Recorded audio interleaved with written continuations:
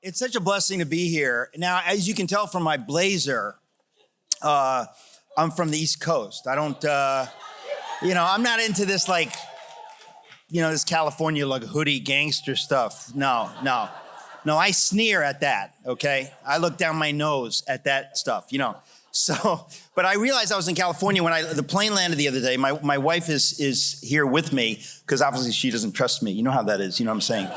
No, she's with me because I said, you gotta, this is an amazing church you have here. And I wanted her to experience this because I was here, what was that, the Balboa campus? Okay, that's not as good as this campus, right? Yeah, I heard about that. I heard about that, yeah. So, but I was there and I said, I want my wife to join me. So we're from the East Coast. It's still cold there. So we landed here the other day and I got a text message when I landed from a number I hadn't heard. I was like, what is this? And it was one of those voice messages, when somebody texts you with a voice message. I don't get a lot of that. And so I was like, what's this? Who's this? So I listened to it and I was like, hey, bro, yeah, I'm like Pastor Matt or whatever and stuff like that. I was like, how did this 18-year-old got my phone number? What is that? Who is this? He's like speaking surfer stuff and he says, yeah, I just want to kind of check out, maybe you could call me back and you could let me know what kind of vibe you're going to be throwing out on Sunday. And I was like, what? Why? Nobody told me I was going to be throwing out a vibe. I didn't even know. Can Christians do that? What is that? I'll be throwing out a vibe on Sunday, and I was like, I don't know. I don't know what you're talking about. In fact, I don't even know. Is this what is this? English? What is this? I don't know what that is. And I got very confused, And then I spoke, and I realized, no, this is actually the pastor, of that campus, of the campus. We don't really have campuses in New York. We actually have buildings and stuff. So the pastor was this guy who's asking me what kind of vibe I'm throwing out, because he's very protective. He doesn't want people throwing out the wrong kind of vibes, to his flock. And I had to really think hard about, and I had to really go before God and ask the Lord, what kind of vibe am I throwing out? You know what I mean? Maybe I'm throwing out more than one vibe and I didn't know. And how do you know? How do you find out? You know what I mean? I don't even know if I have the discernment to know how many vibes I'm throwing out. So it's very confusing. And I still don't know. But I guess we're gonna find out now what vibe I'm throwing out. And I threw out a vibe, I believe, at the first service. And I feel like I left it all on the field. I don't know how many vibe to throw out to you guys. So God's he's gonna have to give me a vibe to throw. And he's going to give me the energy to throw it, because even if it's a heavy vibe, I don't know if I have the energy to throw it out to you. You know what I'm saying? It's got to be God. It's got to be God. So, yeah. You don't want to be throwing out a vibe in the flesh. You know what I'm saying? Because you could sprain something in the natural. You know what I'm saying? Yeah. And anyway, you've been a great audience. God bless you. Good night. It's you don't know, this could be a nightclub. Are there any windows? Is there sun out there? Or you guys, you're California, you're tired of the sun, right? You've had enough sun. We're from New York. We need the sun. But anyway, so we are, in conclusion, let me simply say that I figured out the vibe I want to throw out is basically the content of the book that Dr. Matt, is it okay if I call you Dr. Matt? Yeah, because I would say Matthew, but it's kind of like Joseph. It's I'm just too hip to say 2 syllables. I just want Matt. Just Matt. It's good enough. Joe. And his real friends called him Jojo. Not even Joseph or Joe, but Jojo. But I said the book that you were referring to, the title of it is Atheism Dead, right? And, if there are people watching on the live stream who say I'm an atheist or whatever, what I'm really talking about in this book is do you have to get serious now? I don't want to. It's kind of amazing stuff, because I think the reason I titled the book as Atheism Dead is because when I was a kid, I don't remember this, but some of you have heard about this. In 1966, there was a famous Time magazine cover article that said, "Is God dead?" And the idea behind that, and you understand how people get there rationally, right? If you're not convinced about God or whatever, there was this narrative in the culture, it's throughout the 20th century, but it really reached its high watermark around 1966, that science is pushing faith out of the picture. That the more we learn from science, the more we don't need faith, the less we need faith. And so I think a lot of people kind of bought that, including a lot of people that consider themselves Christians. They're kind of like, I don't know if my faith is rational. So we got this idea that became part of the culture that faith is at odds with science or with rationality. Now, just to cut to the chase, that is nonsense, okay? Like that's beyond nonsense. It's preposterous, but it is. But the point is we've all kind of taken that in. The culture is like pumping that idea out, even though it's ridiculous. We keep getting that, So 1966, I think, the intelligentsia kind of figured, we now know enough that we can take this idea that there is no God and we can dump it into America's living rooms on the cover of Time magazine. And so in a funny way, a lot of people kind of got stuck in that narrative that, pretty much faith is at odds with science or with, they're two different things, and if you want to have your faith, you can have your little weird little faith over there, but we all know that there's no God. Okay, well, the irony, and this is why I wrote the book with the title is Atheism Dead, is that since about 1966, the evidence from science pointing to the existence of God, to the existence of a designer of this world in which we live, it began to mount up quietly, okay? And over the decades, it has mounted up and up and up and up to the point where now the evidence for a creator, for intelligent design or whatever, we're not talking about Jesus yet, okay? But the point is that just the idea that there is no God, science over the decades has been pointing more and more to the idea that probably there is a God. Now, that doesn't mean everybody's going to like that idea, but the fact is that's what science has been doing. Now, the most dramatic example of this in my mind is some of you remember Christopher Hitchens. He was one of the famous new atheists, right? He was very sneering toward people of faith, right? But at one point, somebody stuck a camera in his face and said, what is the best argument? You've debated all of these Christians and imams and rabbis, whatever. What's the best argument from their side? As an atheist, what would you say is the most compelling argument for God?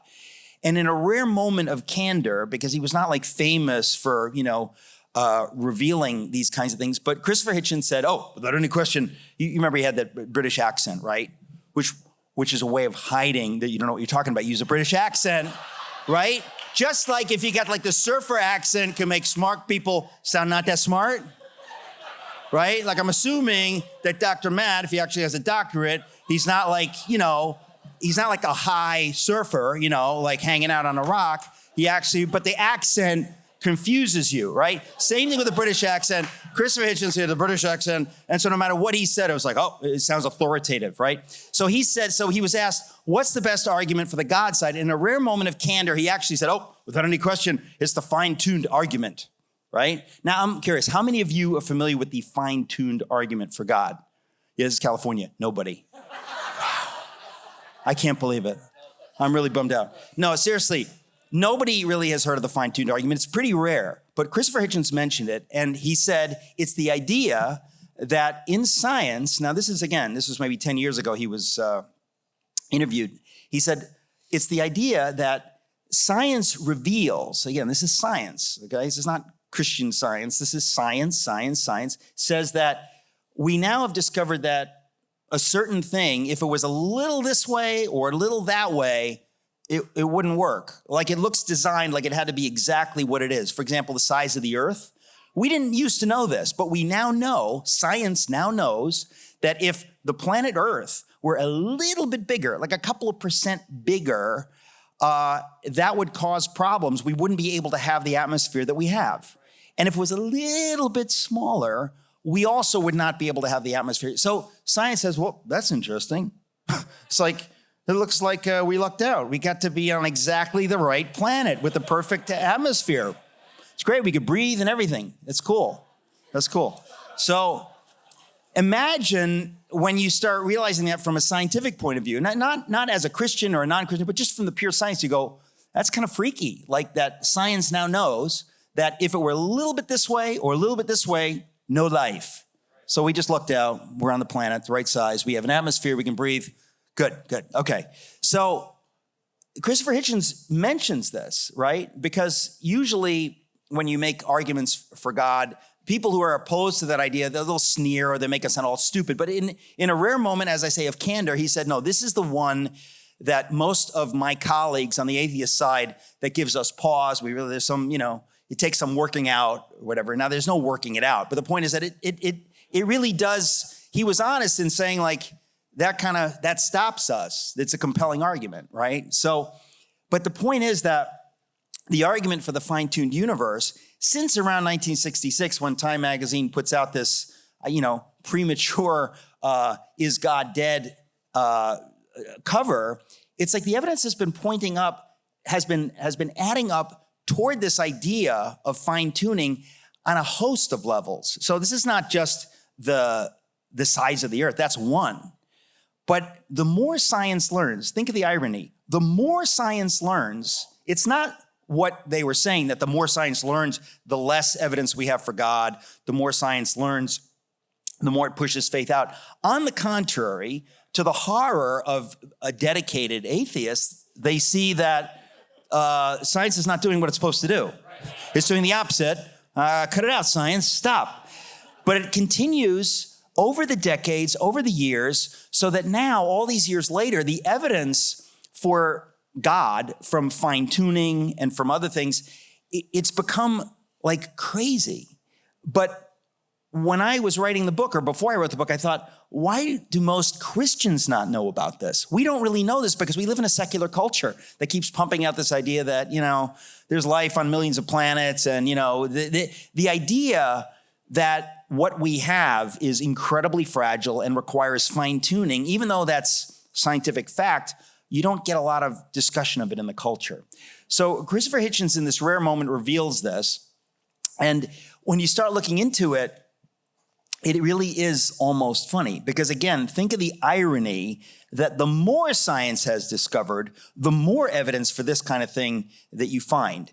Everywhere science looks, it keeps finding evidence that is like crazy. I mean, to give you another example, the moon, right? Anybody who looks at the moon, you wouldn't think like that has anything to do with whether life could exist here. You'd be like, it's nice, it's the moon, great.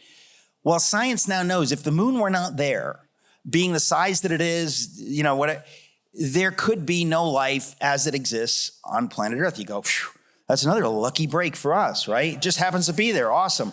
Now, if you know anything about our solar system, and you should, because it's the only solar system we have, right? So you should know a little bit about it.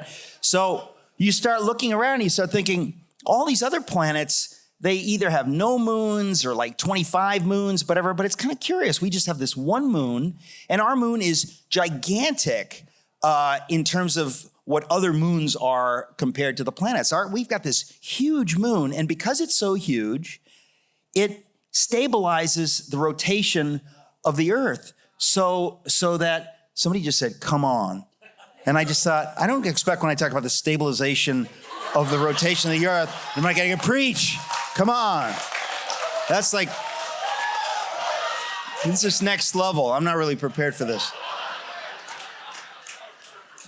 So oh my gosh. Glory to God.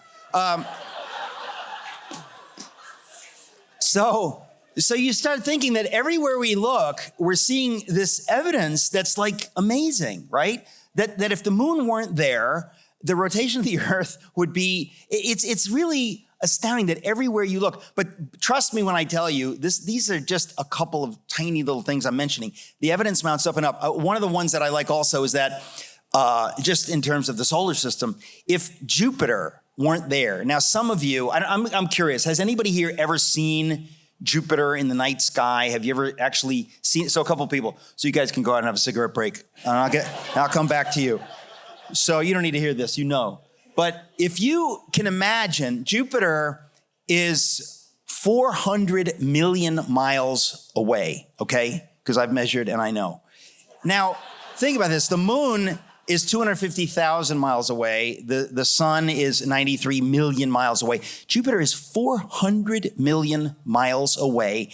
And science now knows that if it weren't there, we couldn't be here. And you think, that is crazy, that's not possible. Well, this is what science says. Science says that the mass of Jupiter is so massive that even though it's 400 million miles away, the gravity is so strong that asteroids and meteors that would hit Earth are drawn away so that the number of asteroids and meteors that hit Earth is like 1/1000th of what it would be if it weren't for that pinprick in the sky called Jupiter that happens just to be doing the work of like a linebacker. It's kind of like clearing the.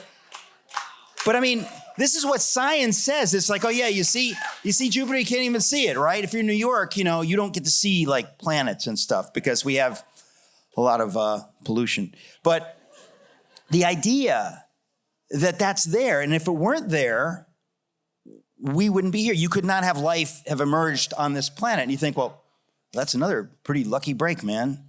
Like Jupiter, wow, cool. But it's almost unbelievable, isn't it? You think like, now, by the way, when I'm telling you science, how come we haven't learned this in school? This is fact. This is not like religious fact. This is called fact, scientific fact. But everywhere you look, you find this kind of evidence. I'm just talking about stuff in, our solar system, but everywhere you look on the microscopic level, on the cellular level, on the atomic level, if you're talking about the Big Bang, right? The idea that science used to say that the universe always existed, right? And then, starting with Einstein, they began to discover like, no, it looks like it all started at a certain point, that the universe is expanding. And if you go backwards, it expanded from a point. The entire universe was created out of nothing 13.8 billion years ago. Now, in terms of science, that's very disturbing because what that means is that there's a world where everything emerged from, okay? And you'd say, well, how did that happen? There's nothing in science that can explain how you get the entire universe literally out of nothing. Imagine, that's not like a religious version of things. That is what science tells you happened, right? And I don't have time to get into it, but the point is, in the book, obviously, I explain all this, but everywhere you look, you see evidence that is kind of staggering, that points to God. And again, I'm not able to really explain what I mean, but it's been adding up over the decades, so that even Christopher Hitchens, a staunch atheist, said that's the argument. That's the one that we have to deal with. So I wrote about it in a previous book called Miracles. I wrote a little bit about this stuff, and I put it into an op-ed for the Wall Street Journal, right? It was like an 800-word op-ed, and they titled it "Science Increasingly Makes the Case for God." And it was published, and I'm not kidding, it became literally the most shared, read article in the history of the Wall Street Journal. Wait a minute. And I didn't get a penny. All right? And I'm bitter. It hurts, because we could use it, you know what I'm saying? But the fact of the matter is, I said, why did an article in the Wall Street Journal with the title "Science Increasingly Makes the Case for God" become dramatically the most shared, read? Because we live in a culture that says that can't be true. So when you read something like that in the Wall Street Journal, you're like, what? What? Science is making the case for God? So that piece was so popular, I said, someday I have to write a book where I expand on that, because there's way more stuff than I put in my Miracles book about the fine-tuned universe. But the evidence is just become so dramatic that wherever you look, you see evidence of design. And it's frustrating that I can't really get into it now, because believe me, it gets like comical. Water for example, like you think, what could be more boring than water? Water, what? What about it?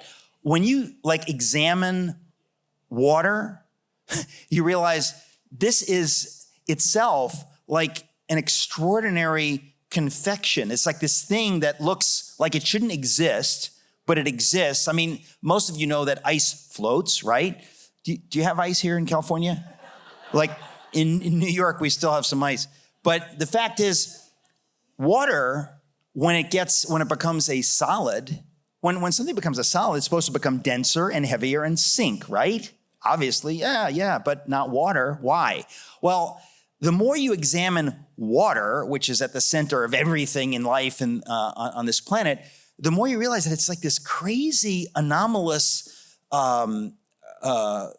reality that even chemists who are not Christians say water is extremely weird.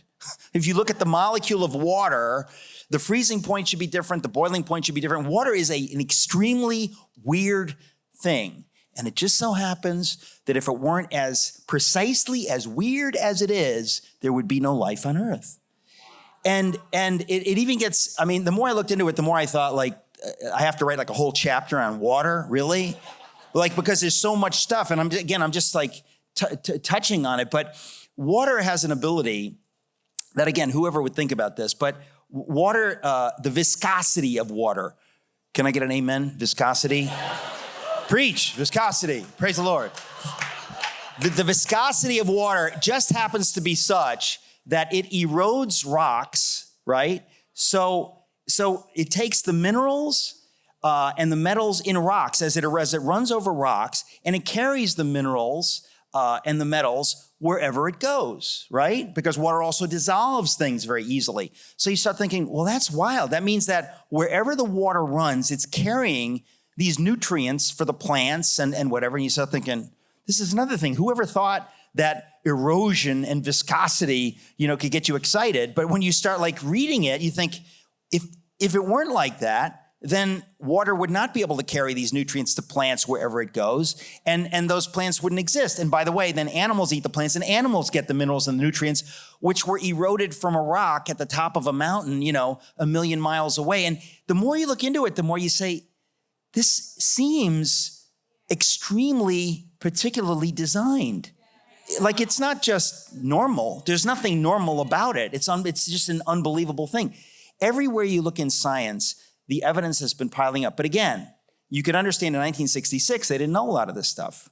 They kind of thought, well, the narrative is taking us away from God. Well, something changed, and the narrative starts taking us to the idea of a designer. The reason I wrote the book, and I won't go into this, but I met a scientist in Houston who is probably the most brilliant nanoscientist in the world, okay? And he's a profound Christian. And this guy, who is probably the most brilliant nanoscientist on planet Earth, said to me, what people don't normally talk about is the emergence of life from non-life. Now, you weren't expecting to hear about that this morning, but I got to tell you, if you say to a scientist, so when did life begin? They'd say, well, we know 4 billion years ago, single-celled life emerged on planet Earth. It's the simplest life imaginable is a single cell. When you get to less than a single cell, you have no life. The cell is the most simple form of life there is. And they say it emerged 4 billion years ago. And you'd be like, okay, how did that happen? How do you go from non-life to life? Well, like 70 or 80 years ago, you could have said, well, a cell is not that complicated. I guess, we're working on that. We'll figure that out. Science, the more we learn from science, the more we'll kind of figure out how that happened. Well, just the opposite has happened. The more we've learned from science, the more we realize there is no way that ever happened. But you don't hear, there's no headlines in the newspapers about this. And that's why I wrote this book. I said, this is what science has revealed. This is amazing, but nobody's really talking about it. Because let's face it, it's embarrassing. I mean, if you've been working as a scientist for decades with a lot of, federal funding on figuring out how you get life from non-life, and all you're learning with the federal funding is that it never happened. All you're learning is that now we know exactly how it never happened. It's kind of embarrassing because they might cut off that funding. If they're smart, they would, right? So everywhere you look, the more we learn, the more we see, you know what, maybe I can't prove God, but the evidence against God is like going to zero. It doesn't make sense. So when I met this scientist in Houston, I said, have you written a book about that? He's like, no. He's like one of those scientists who's like so busy working on patents and, peer-reviewed papers. He doesn't have time for a book, So I said, I got to write about this. So I put a couple of chapters in the book on that subject. I said, the world needs to know what you've just told me. This is just astonishing. And then I met on the other subject, so we're talking about science, I met a man in Albuquerque, which I always say sounds like a Johnny Cash song, right? And this guy, he's an archaeologist, and he talked about discovering biblical Sodom. Discovering Sodom, 1700 BC, discovering it as an archaeologist. And when I heard it, I was like, I'm skeptical. I'm a New Yorker. I'm not buying it. Like maybe you discovered something you think is Sodom. The more I looked into it, the more I thought, there is zero doubt that he has discovered Sodom. And then I thought, no Christians that I know are even aware of this. So I wrote a chapter on that because I said, we need to understand that archaeology, similarly, every day that goes by, I literally read 2 days ago, that they've discovered writing from 1200 BC, Hebrew writing. So liberal scholars say well, the Bible was not really, Moses didn't really write the Pentateuch. We don't believe that they had the ability to write. They didn't even have a language yet at that point. Well, as of 2 days ago, more evidence comes out from archaeology. Oh, by the way, now we keep pushing it back. Now we know that at 1200 BC, they had, Proto-Hebraic alphabet and whatever. So every day that passes, more and more stuff is coming up. I said, I need to write about biblical archaeology because on the one hand, science is proving the existence of a God, but archaeology is proving that the Bible is history. Every time you turn around, they discover more and more and more. In other words, the narrative that you're getting in the culture it's just not true. It's being reversed, and you're not hearing about that. And so I'll be honest with you, a lot of our friends who say that they're agnostics or atheists, whatever, they've been lied to.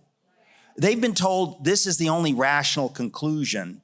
And I'm here to tell you, not only is that not true, but it's dramatically less true than you ever dreamt. And I just touch on a little bit of this in the book, but it galvanizes your faith when you start realizing, wow, I didn't know about this. It makes you realize, maybe I've internalized some of this doubt and I'm less bold about my faith because, I kind of act like, well, they've got a point.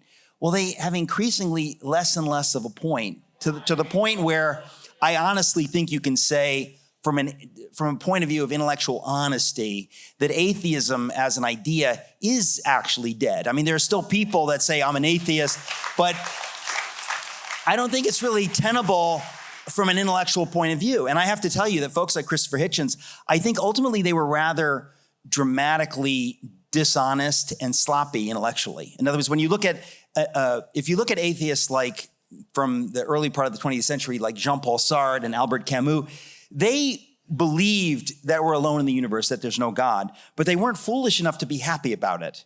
In other words, they understood if that's true, that's really, really bleak.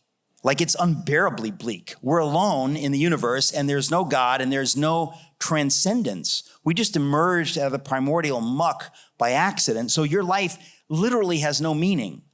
And then people say, well, but I create my own meaning. That's like saying I print my own money in the basement. It's and I'll be paying you with that money. You mind? You don't mind, right? It's completely meaning. You don't even understand the meaning of meaning if you say stuff like I create my own meaning. It's utterly meaninglessness. It's utterly meaningless to say that. But so these people who took atheism seriously, who weren't just trying to sell books, they saw the bleakness of it and they weren't happy, but they said, but that's just where we are. That's what they really believed. Well, what I discovered in the course of writing this book, not only is science pointing to God dramatically, not only is archaeology pointing to the Bible as history dramatically, but these atheists who took their atheism seriously and who were intellectually honest, Camus and Sartre, these two notable names, right? You probably read their unbelievably depressing works if you went to college, like you were forced to read, No Exit, or, Why Don't I Blow My Brains Out Now? Like really, really depressing, nihilistic stuff. Those guys, the two of them, totally independent of each other, both of them looked unblinkingly at atheism and faced the bleakness of it, and eventually both of them came to faith. Now, I got to tell you, when I discovered that, I said, I must be missing something, because how come I've never heard of this? Like, these are huge names in the world of existentialist atheism, and I never heard that they came to faith. Well, they did. And again, I was so amazed. I said, I need to write about this. Like, I need to dig into this and put this in my book, because these are the people who had the guts to be honest about their atheism. They had the guts to say that if there is no God, if we emerged randomly from nothingness by accident, if that's true, then life has no meaning. There's no such thing as goodness or evil. There's no such thing as love. That I need to be honest about this. And they tried to face that. And ultimately, their very humanity made them say, you can't face this. This doesn't make sense. This doesn't seem right on any level. And at the end of their lives, each of them independently, 20 years apart, came to faith. And I said, that's a headline. Like, that's like gigantic that these giants of atheism dug through to see, like, it doesn't work. And so I say also in the book too about that, if you look at the record of atheism in terms of states that have enforced atheism, like, how's that worked out? What kind of flourishing utopias have they set up? Since they're not like bogged down by like medieval religious people, what have they got? It's not only depressing, like, it's like satanic. Like, these are the most cruel, inhuman regimes on the surface of the planet. And we need to be honest about this. And so we've come to a place, I think, where we can be honest about it. We can say, like, listen, you can't tell somebody what to believe, but if you look at the facts, it's kind of amazing. It's kind of amazing that those of us who call ourselves Christians, that we have ourselves not really, really, really, really believed how clear it is that even if you don't like it, there's a God. There's no way that this universe could exist, that life could have come into being, that on and on and on. None of this stuff makes sense. And a lot of scientists who are not Christians, they've been honest about this, and they've written about it. And I put their writing in my book. I said, you don't have to take the point of view of Christians, take the point of view of scientists. What do they say about this? And a lot of them have been really disturbed by it, to be honest. They've said, the facts look bad if you're an atheist. It looks really bad. And so I think that ultimately, I was going to title the sermon, Why Aren't We Bolder, right? Because when you begin to see this stuff, you think like, what have I been acting like, yeah, this is true for me. I don't want to offend you, this is just true, and if you're honest about the science, the level of fine tuning, I haven't even scratched the surface. The level of fine tuning will freak you out. It makes you understand like everything in the universe, from a single cell to the universe itself, to the extraordinarily fine-tuned atmosphere of this earth and what it requires, Jupiter, the moon. It all looks obviously, it's kind of like finding a watch or finding a computer and going like, oh, look, that's really cool. Like that the wind and the waves created this thing. That's really cool. Like, no, it's obvious that that's not what happened, right? Like if you look at Mount Rushmore, you don't go, hey, cool. It's like, look what the wind did over the millennia. Like, no, you're kidding, right? Like it's obvious. Like, doesn't he realize it looks just like George Washington? Yeah, I don't think the wind did that, no. The fact is that if you're honest about it, you start realizing this is astonishing. We now know, in 2022, we now have the evidence, okay? 30, 40, 50 years ago, you could say, well, the jury's out. The jury is no longer out, folks. If you're honest, okay, the evidence for God, for a creator, is so dramatic that it's like talking to somebody about, is the earth a sphere or is it flat? I mean, like if somebody wants to argue that, like have fun, I'm too old to waste my time. to waste God's time, okay? You can have your little, you and your undergraduate friends you can hang out late into the night and discuss whether the earth is a sphere, but I'm really too busy. Thank you very much. So the fact is, that's how I feel about the existence of God. It's become overwhelming. In fact, it is so overwhelming that if you actually look at it, one thing that I didn't say that I want to say is that this narrative that science is somehow at odds with faith, you need to know, and because non-Christian historians have written about this. They have said modern science, okay, the scientific revolution in the 16th and 17th centuries, modern science comes from Christian faith. In other words, it's not like, it's compatible with Christian faith. It comes from a Christian worldview. I also write about that in the book where you realize, there were a lot of advanced civilizations. They didn't come up with what we call science, okay? The ancient Greeks, I'm Greek, and I know the Greeks are better than any other civilization, okay? But I got to tell you, they didn't come up with what we have, what we call science, emerged out of 16th and 17th century Christian culture.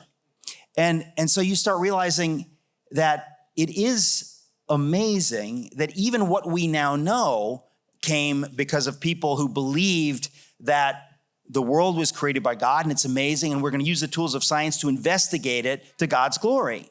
And so now we have the tools more than we ever did to look at creation, and we have the ability to see that it is heart-stoppingly amazing when you start looking at it. The level of design is so extraordinary that the way I look at it as a Christian, I think it paralyzes me with fear and awe of the God who did this.